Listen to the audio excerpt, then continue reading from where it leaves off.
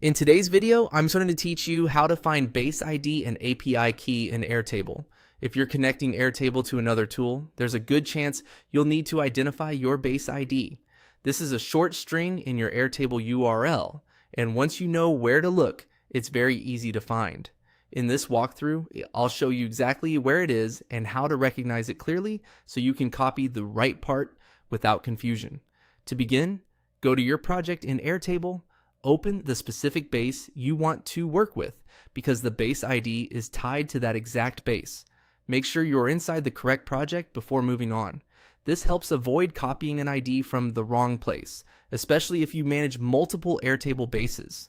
Once the base is open, look at your browser's address bar at the top of the page. This is where Airtable displays the URL for the base, table, and view you're currently using.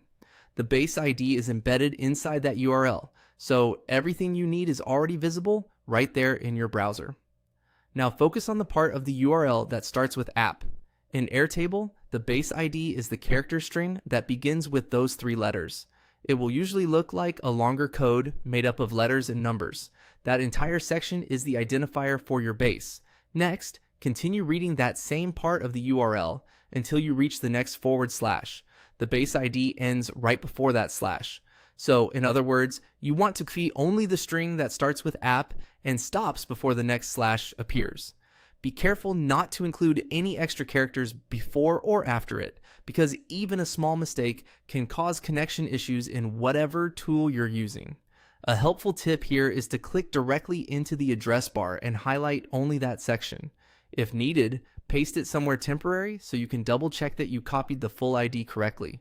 Accuracy matters when working with integrations, so it's worth taking an extra second to confirm. That's all you need to do to find your Airtable base ID. As for API keys, make sure you handle them carefully and only access them through Airtable's official developer or account settings, since they're sensitive credentials and should never be shared publicly. And that's it.